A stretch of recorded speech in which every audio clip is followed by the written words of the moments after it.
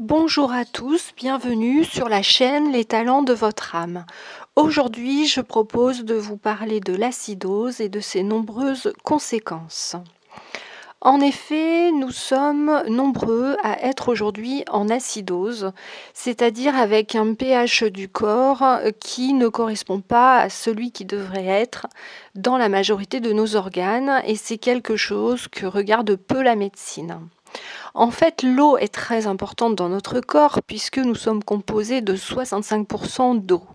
Les personnes qui ont des piscines regardent régulièrement le pH avant de se baigner et nous ne sommes pas habitués depuis tout petit à contrôler celui-ci. En effet, le pH du corps, dont on dit qu'il doit être en moyenne à 7, en fait, il existe un pH pour chaque organe, qui va donc d'un pH de 2,3 pour l'estomac à 7,8 pour l'intestin. Et tous les organes fonctionnent correctement s'ils arrivent à maintenir ce pH. Donc dès que le pH baisse un peu ou augmente un peu, l'organe dysfonctionne et peut provoquer un ensemble de maladies. Par exemple, le pH du sang doit rester entre 7,32 et 7,42, sinon nous mourrons. Donc le sang, en permanence, va trouver des systèmes tampons pour permettre au sang de garder son pH, quitte à aller piocher dans vos réserves un certain nombre d'oligo-éléments. Vous pouvez vérifier le pH de votre corps en achetant des bandelettes de pH urinaire.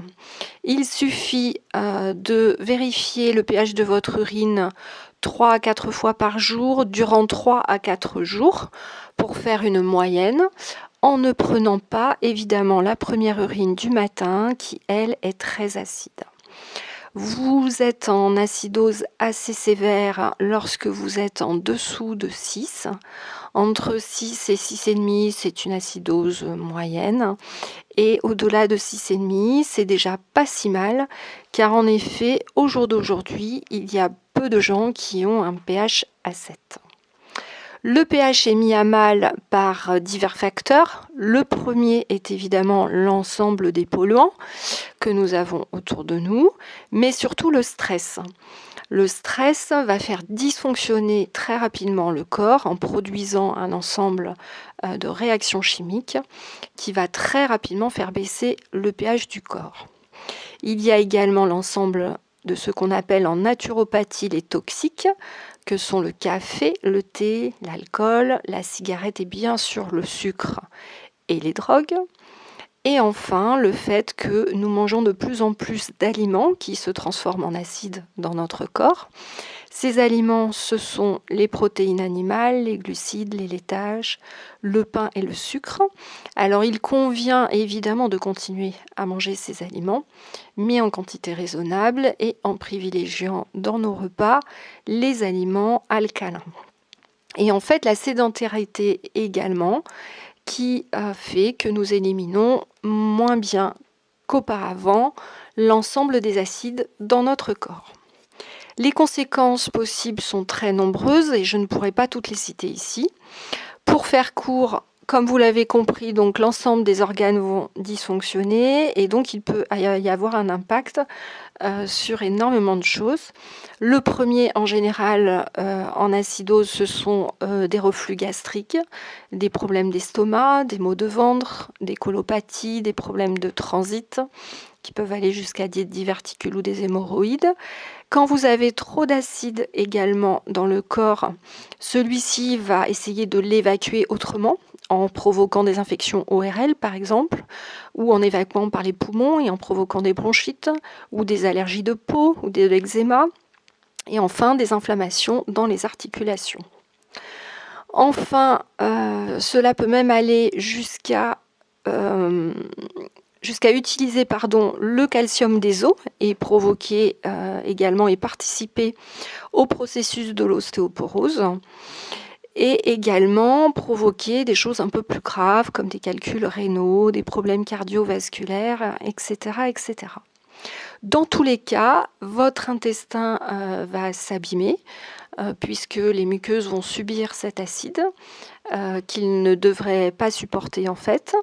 Et donc votre intestin, qui est votre première barrière immunitaire et qui, grâce à de multiples villosités à l'intérieur, qui lorsqu'on les déplie font l'équivalent d'un terrain de tennis et qui vous permettent d'absorber tous les nutriments et les minéraux, ne peuvent plus fonctionner correctement et donc très vite, fatigue, maux de tête vont arriver et déminéralisation. Que faire alors lorsque l'on est en acidose? Il existe plusieurs solutions. Sachez tout d'abord qu'une marche au grand air est souvent salvatrice et fait vraiment remonter votre pH. Donc évidemment, il faut bouger, marcher. On conseille 20 minutes par jour. Il est recommandé de boire de l'eau, évidemment, 2 litres par jour par 60 kg environ, plutôt alcaline. Je vous invite à regarder dans quelques jours, je mettrai en ligne une vidéo sur comment choisir votre eau minérale. Vous pouvez également faire en sorte d'avoir un bon transit et un sommeil profond, donc agir sur ces 2 facteurs et prendre conseil au besoin auprès d'un naturopathe. Éviter bien sûr tous les toxiques vus précédemment. Vous faire plaisir et donc agir sur votre stress. Il y a notamment des signes en iridologie, c'est-à-dire dans la lecture de vos iris, qui montrent que vous faites du stress endogène, c'est-à-dire que vous fabriquez des hormones de stress même sans être soumis à un stress externe. Et lorsqu'on a ces signes, il est absolument nécessaire de faire des cures anti-stress de plantes au moins 2 fois par an, au printemps et à l'automne. Enfin, il est nécessaire de modifier notre alimentation afin de manger plus d'aliments alcalins que sont les légumes, les graines, les laits végétaux. Si vous avez une acidose forte, il est recommandé que ces aliments alcalins représentent 70% au moins de votre assiette. Et tout en gardant évidemment quand même les aliments acides, puisque bien sûr, nous en avons besoin également pour notre santé. Enfin, les trucs de grand-mère, qui sont simples et gratuits, et qui sont des antiacides naturels. Le premier, c'est l'eau de cuisson de vos pommes de terre lorsque vous les faites cuire dans l'eau sans sel. Vous pouvez garder cette eau et la boire puisque c'est un excellent antiacide et qu'elle entre régulièrement dans la composition des médicaments pour les maux d'estomac.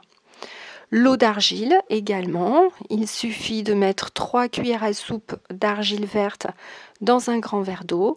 Vous remuez et vous laissez poser la nuit afin que l'eau se charge bien des minéraux de l'argile. Et le matin, vous buvez l'eau en suspension et pas l'argile qui, elle, peut constiper. Ceci marche très bien et à raison de 3 verres par jour, vous sentirez déjà un confort certain au niveau de votre ventre. Voilà, j'espère que ces premiers conseils vous auront aidé si vous avez des symptômes sur l'acidose. Je reste à votre disposition si vous avez des questions ou si vous souhaitez avoir une consultation à distance sur mon site séverine-magnétiseur.fr. Merci beaucoup et je vous souhaite une belle journée. Au revoir.